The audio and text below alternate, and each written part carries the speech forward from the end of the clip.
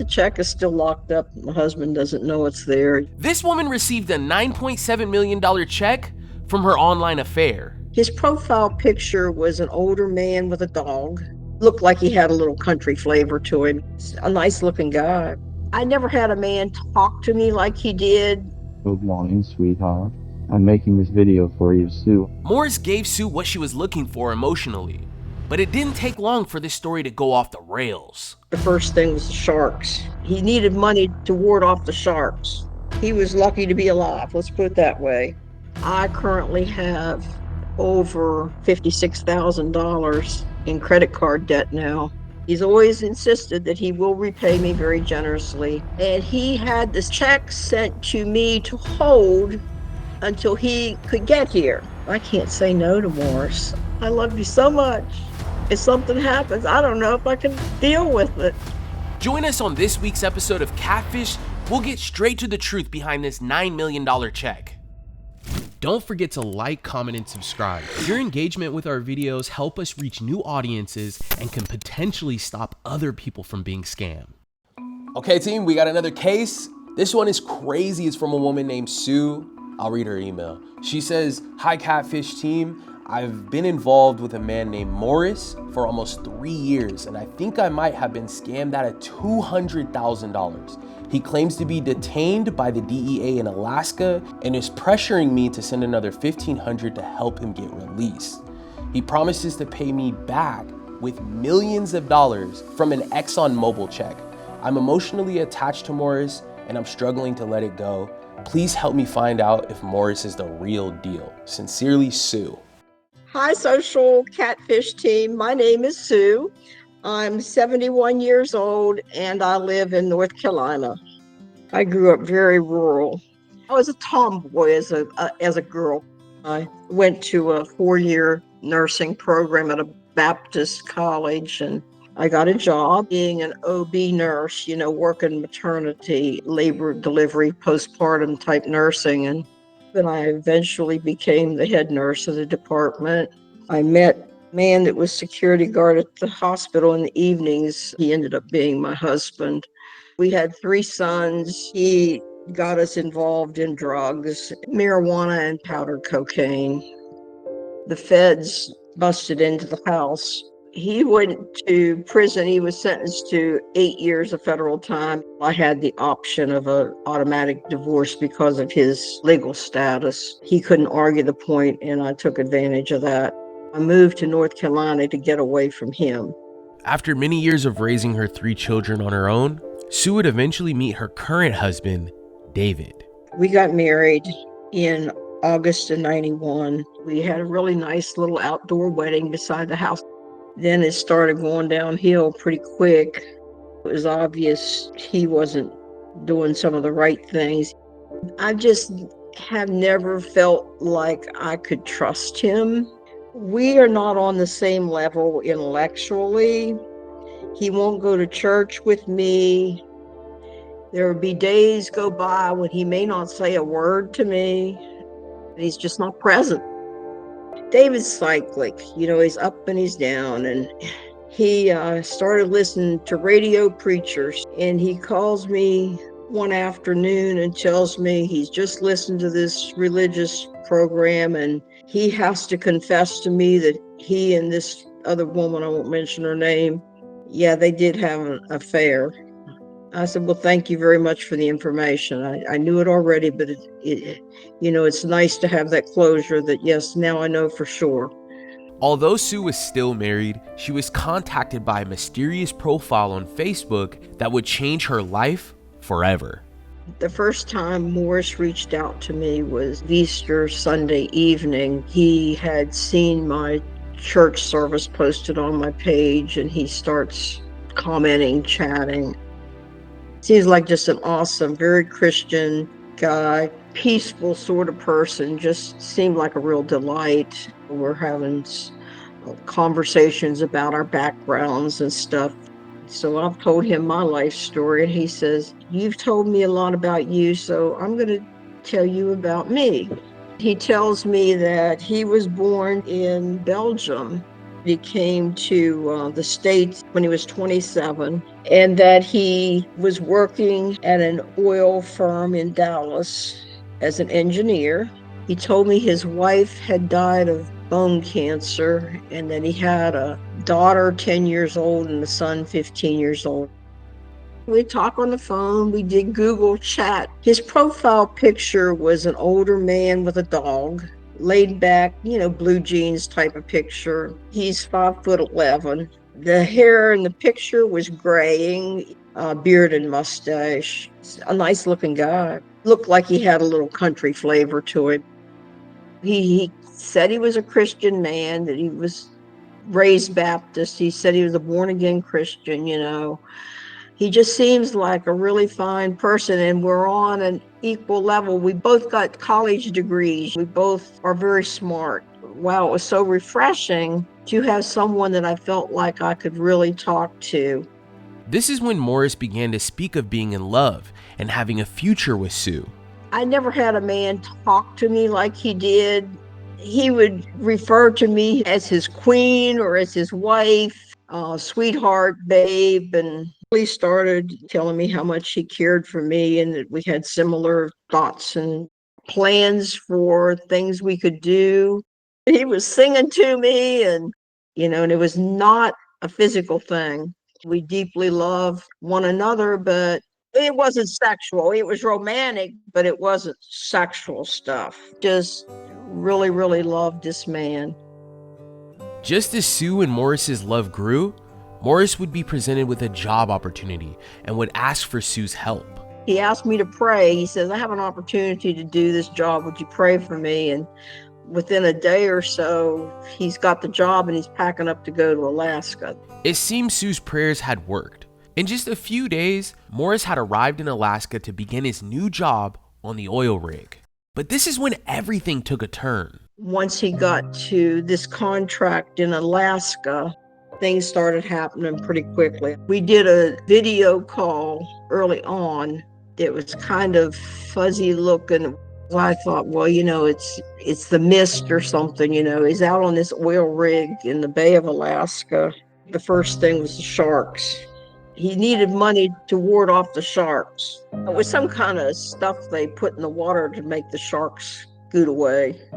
He sent me a picture of these sharks. The picture he sent me, they were just small things, but they would nip at the divers and stuff down there in the water working on the pipelines. He had asked me to send $5,000 by wire transfer to credit union in Fairbanks, Alaska, to a lady by the name of Susan Jones, who he said was the purchasing agent at the company that he was getting this stuff to ward off the sharks. And yes, I did that. But Morris's problems would not end there. Before long, he would fall ill from a mysterious respiratory infection. Well, he was in the hospital for a week or better. He acted like he was pretty much dead, but they were able to bring him back. He was lucky to be alive, let's put it that way. He asked for like a couple $100. I'm pretty sure it was gift cards. Had to be. Sue still longed to see him in person and funded a plane ticket for him to come visit her in North Carolina. He was coming for Christmas. He just had to see me on Christmas Day if it was only for 30 minutes and needed $3,500 to be able to make the trip. After I had sent the wire, I got all of this identifying information. Well, he doesn't show up. After a couple of weeks of absence, he tells me that the inspectors came and he could not leave because they were there to check his work, and that he just decided to stay there until he was completely finished. After many asks from Morris, Sue was running low on cash. This is when she decided to tap into her bank for a home equity line of credit. There in summer of 22, he convinced me to get a HELOC to access more money.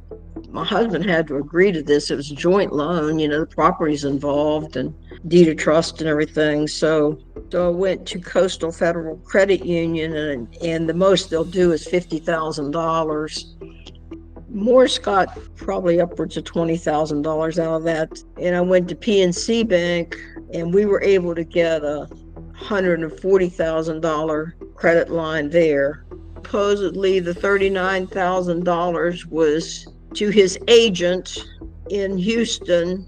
The money goes to him, and then he pays out what Morris needs paid out. Then there was an $8,000 certified check that went to a lady in Decatur, Alabama. Once everything's settled out, there's $54,000 to work with from this $140,000 line of credit. And we needed a roof done in the worst kind of way. We had gotten very few dollars out of that first HELOC, couldn't get the roof done. And Morris says to me, so I want you to get your roof done this time. Thank you, Morris. Sue had become frustrated with Morris constantly going back on his word, but she decided to hold on a bit longer so he could fulfill his promise of visiting her in person. When he was supposed to be coming here over Labor Day weekend, he went to the airport. When he went to pick up his bags, I guess, he gets flagged for having all these drugs. So he's accusing someone of switching out his luggage.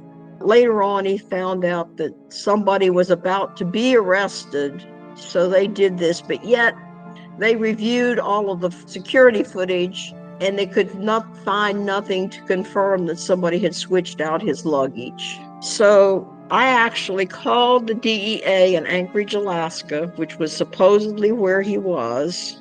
Of course, they don't have any signs of a Morris Cruz or of Steve Javier, who is a DEA agent, involved. I was asked to join WhatsApp so that the DEA agent could talk to me. I asked him to prove who he is. So he sent me a copy of his DEA badge. And on the DEA badge, it says New Mexico, but it has this older fella's picture on it. The DEA agent that Sue was communicating with claimed to be this man in this ID. He let her know that Morris was being detained for the drugs that they found in his suitcase at the airport. Morris was now going to be behind bars, and he begged Sue for help. I'm making this video for you, Sue, on this day 2nd of November 2024 from where I'm being detained. I love you so much. After Morris sent the video, Sue unexpectedly received a check for $9 million in her mailbox. ExxonMobil was who he was working for up there in Alaska. And they finally paid him, and he had this check sent to me to hold until he could get here. The check is still locked up. Nobody knows it's there but me, and my husband doesn't know it's there. I just put it in a plain envelope and stuck it along the side of the safe. At this point, Sue has her doubts, but she's fell so deeply in love with Morris, she can't let him rot in prison. She's reached out to our team to dig into this and verify whether he's truly in danger before she sends any more money. Morris was to pay a $50,000 fine, and I'm the only person he's got. As always, I'm the only person. Morris kept accurate track of what I'd given him. It was $162,600. I currently have over $56,000 in credit card debt now. He's always insisted that he will repay me very generously.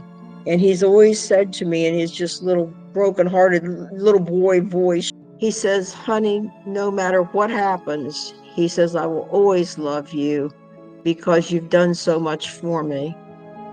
He says, but honey, please don't give up on us yet. And that's what's kept me hanging on. I can't say no to Morris. When I hear his voice, he immediately has me under emotional control, so to speak. I just can't say no. I said, Morris, I don't know if I can get over you. I love you so much. If something happens, I don't know if I can deal with it. I told him, I said, I think I'll write a book. And I said, I'm going to title it Missing Morris. And I'm still missing Morris. Stick around until the end. We'll find out the truth about this check worth millions. What's going on there? Have you taken it to the bank yet? What have you done with the check? The check wasn't made out to me, and it was to my benefit to put it away, zip my lips, and wait for Morris to either come or not to ever come. And we'll sit down with Sue to reveal everything that we found out about Morris. So knowing all of this information that you have, what do you think Brienne's found? If you like this video, please consider subscribing. And once you've done that, give this video a like too. Have you been communicating with someone online, but something just doesn't feel right? You're not alone, and we're here to help. Our expert search specialist can investigate your case and help you uncover the truth. And don't worry, this is completely private and confidential, and is separate from our YouTube channel. Submitting your case does not mean it will be featured on our YouTube. If you need answers, click the link in this episode's description to submit your case now. We're here to help you get the clarity you deserve. The next day, the team got together to break down Sue's case to come up with a plan on how to help her. So is this like a romantic relationship, or is she just trying to help this guy out? This is definitely a romantic relationship, and she has been hiding this from her husband. And she also mentioned that she told her husband that she's moving money for investments. Their relationship is rocky, right? Like he's cheated on her in the past. He's now religious, is what she said, and decided to, give her the truth. Like, hey, I've been cheating on you. And it seems like she's resentful. But the crazy thing is she's done so much of her own research. So she knows that the FBI agent that's locked up is the actor from Breaking Bad. I think his name is Breaking Bad? Yeah, Breaking Bad actor. Dean Norris. I love Breaking Bad. So she also ran her own reverse image search on him when he's in the hospital, and she found a match. So she knows some of the truth. I think it's a little bit of, hey, I really love this guy. I want this to work out. I've kind of put my relationship in jeopardy. And then also, no way I lost $200,000. That's what I think.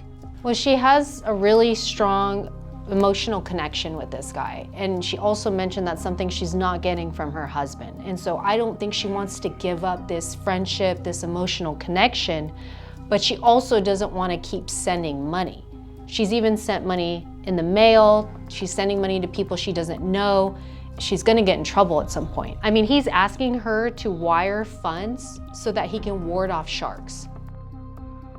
The stories are 100% crazy, I agree, but I think us taking a little bit of a different approach here, as soon as Morris gets back home, they're gonna cash that check together. He's gonna pay her off the 200 grand plus more. Let's look into the check. I have my suspicions, but we'll verify if the check's real. And then we'll look into the people she's been sending money to and help her get out of this fake relationship. Yeah, Sounds like a plan. I think we got a plan. Let's get to work, y'all. Okay. The team got to work to verify Morris's identity. However, we had tons of questions regarding this $9.7 million check, so we gave her a call and tried to get some answers. All right, Brienne, what do we got? Well, we have this $9 million check that Sue sent us. It's a lot of money. 9.7 to be exact. Has she tried to cash it? I don't think she has, because Morris told her to hold on to it until he comes and visits her. How convenient. Yes. Let's just jump on a call with her. Let's see if we can get her to go down to the bank and verify if this is a valid check or not. And in the meantime, I'm going to look at the information on the check as well. Okay. Hey, Sue. I'm here. Hey, Sue. It's me and Drew here. Hi, Sue. Hi there. So we wanted to just chat with you briefly about this $9.7 million check. What's going on there? Have you taken it to the bank yet? What have you done with the check? I've just kept it locked up. It's made out to him. It's not made out to me. Is it real, Sue? That's the question. Anybody that's looked at it figures it's fake. I don't have any way to know. It feels kind of like money. You know how money's kind of soft, pliable. But what do you think, Sue? Do you think it's real? I doubt it at this point. When it first happened, I was like, well, maybe, but this was November 2023, early November. Why hold on to it all this time? Why not go to the bank, see if you can validate if it is indeed a real check? I thought, well, it's not my check. I'm just going to put it away, whatever. If it's fake, it's fake, but I can't cash it. It's not my money, so I'll just put it away and whatever happens, happens, but I felt like after time passed that this was just another carrot thrown out to create trust in me to give him more money. If you're truly looking to figure out what's going on, you should take that check down to your local bank and just have the bankers check it out and tell you if it's real or not. Like, that's something simple that you could do on your own. Now, if you don't want to know any answers, then I kind of understand, and you just want to continue to live in this fantasy. But right now, that's the best thing you could do. I just was afraid of it. You know what I'm saying? I get it. But it's important for you to go down there and take. If I got a $9 million check in the mail, I would be scared as hell.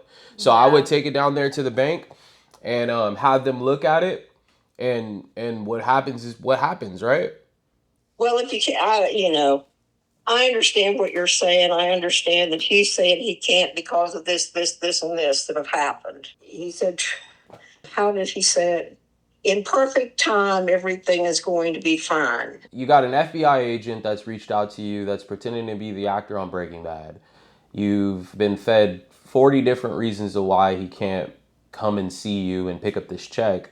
I mean, the best thing that you could do right now while we're looking in everything is go down to any bank and you take it in there and you have one of them that are working at the bank just check out the check. That's easy. You can easily do that. It doesn't have to be some ex-FBI agent. It doesn't. Those are excuses, Sue.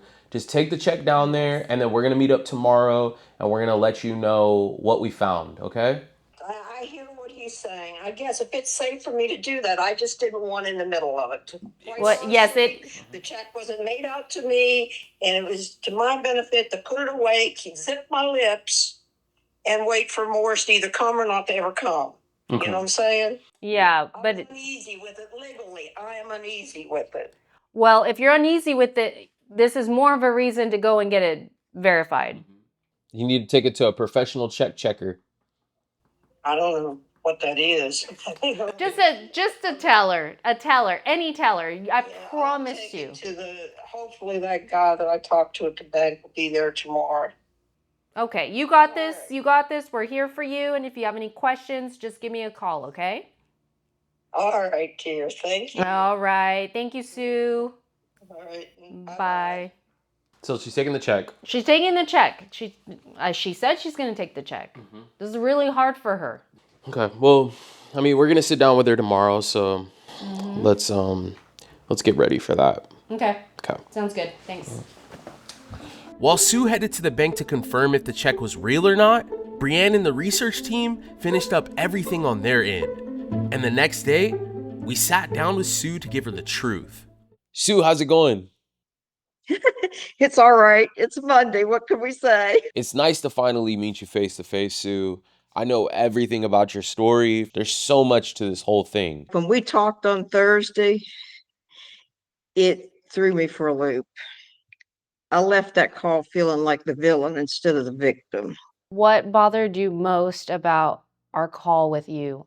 I felt like I'd done something wrong, and at that point then I just became scared to really do anything with it other than show it to a couple friends, You're mentioning all these red flags and your family's involved and they're researching things for you and you have this gut feeling that things aren't making sense. So, I mean, I just don't understand why you've stayed in this or held on to a check for as long as you have, knowing that these things are not real. He has sunk such a deep hook into me, so to speak. You see, I'm seeing both sides of it. If we just look at the facts, what do we know about Morris that's true? Nothing. I mean, nothing he's told me has been true that I can prove. So tell me this, when was the last time you sent money to Mr. Morris? Saturday afternoon. He said he's leaving So I need to get this money. I need to get $200 to this guy today. I said, I tell you what, I'll bite the bullet. I'll do 100. Will you accept 100? Well, of course. Yeah. So I went to the grocery store and I sent him $100.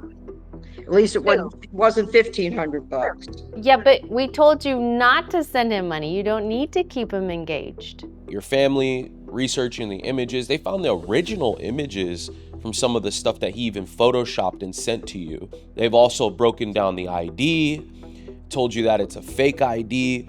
So knowing all of this information that you have, what do you think Brianne's found?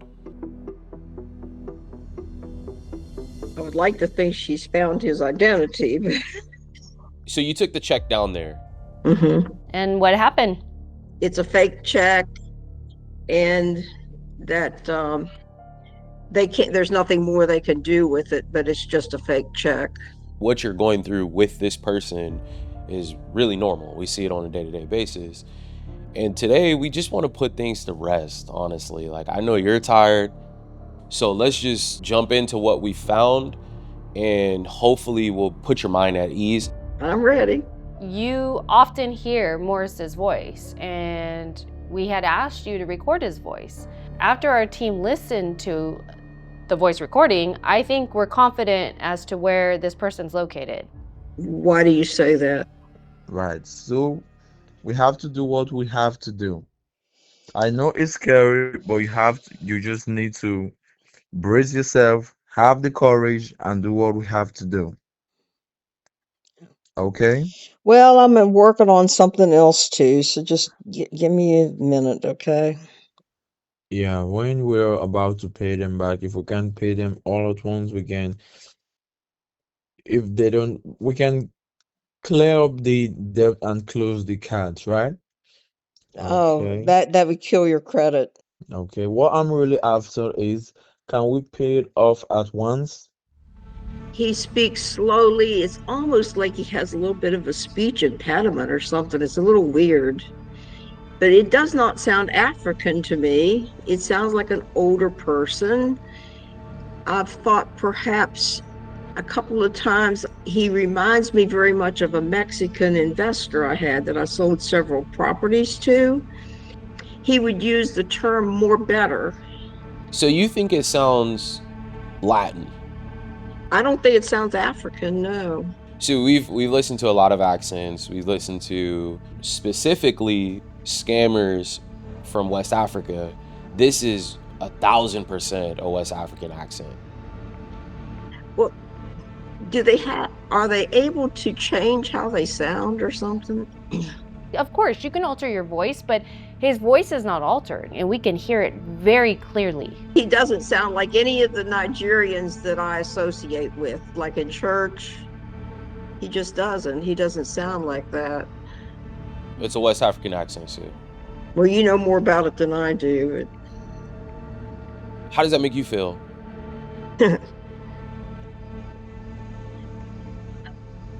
Disgusted. I mean, it's confirmation, but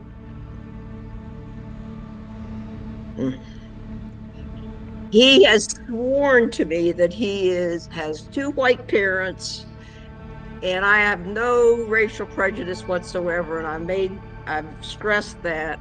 Yeah, I mean, whether you're prejudiced or not is pretty irrelevant to the fact that you're not communicating with a white person. There's no white people in West Africa. Well, okay, if he's in West Africa, you're right, probably not, unless he's hiding out there for some reason, but it doesn't matter what Morris said. Morris hasn't validated anything to you. His word means nothing. It means nothing. The stories he told you, the lies, everything, the reasons he needs money, just stories. You mentioned your cousin and your sister have been helping you out with research, like what Drew was saying. What did they say about the identity of the man in the picture? My cousin is an attorney, and she helps some women with this type of thing, I think. She was very knowledgeable, and of course she lives in Dallas, Texas, so she knew that this was not a legitimate Texas ID. She pointed out all the flaws in it, and she said that maybe I had this need to be tangled up with somebody like this that pissed me off. Excuse me. That did not set well, and that was it. No, I don't think that that's the case. I think it's the fact that you are being tricked into believing this whole thing, and you've been on this roller coaster ride where you don't know how to differentiate what is real and what is fake. It has nothing to do with you wanting to do illegal things or wanting to be a part of these activities. You're being coerced to do this stuff. Exactly. It's called extortion, isn't it? I mean, You're being gaslit.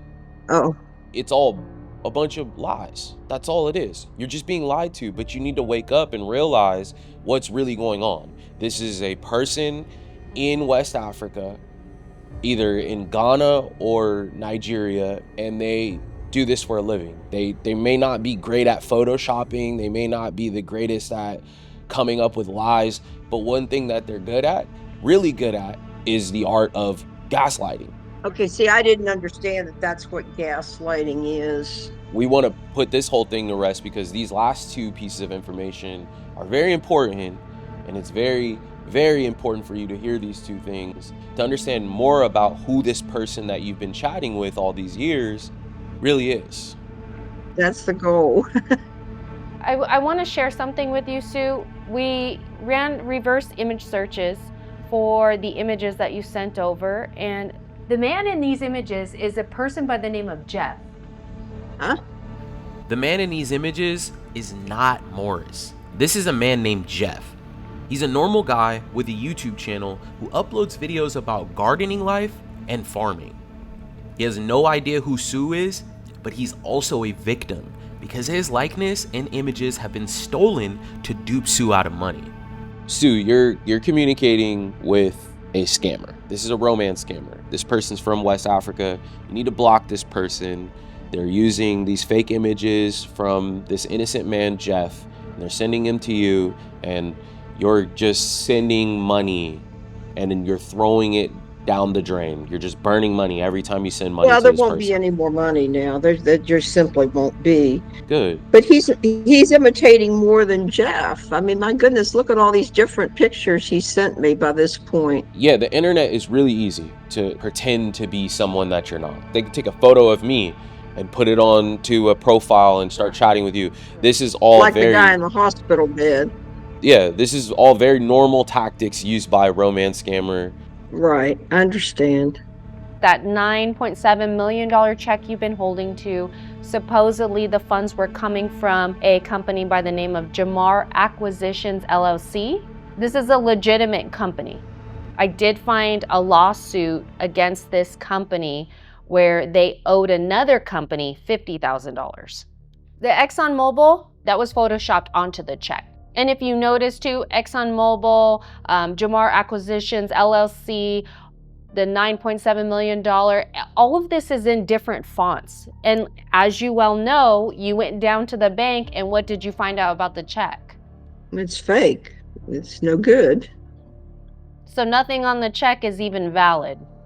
Well, I have to do something. I don't know what to do because now I owe almost $140,000 on a home equity line, most of which is Morris money. Not all, but most of it. And now another 56,000 or so on credit cards, and 99% of that is Morris money. Do you think Morris cares about any of that? No, not if he is truly a scammer. Now, Sue, you just said if he truly is a scammer. We are telling you he is truly a scammer.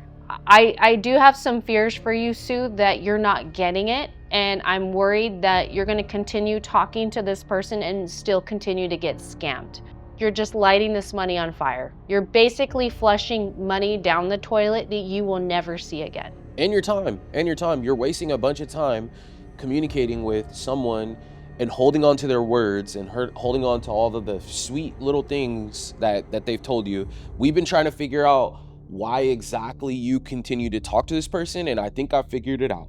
It's the fact that they tell you that they love you and that they're available. That's it. was more my investment. Yeah, but let's talk about this, Sue, though, because it's not about your investment, because we told you not to send any more money and then you sent $100 recently.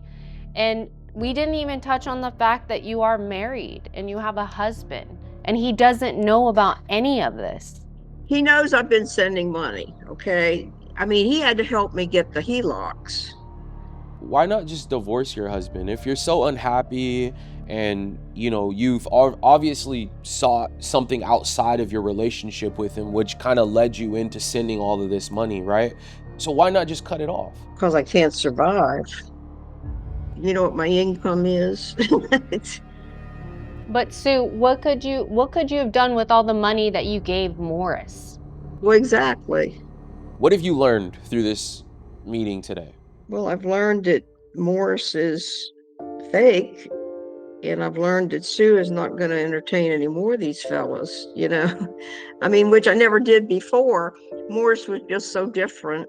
I'm going to be black and white with you. I highly recommend that you seek therapy.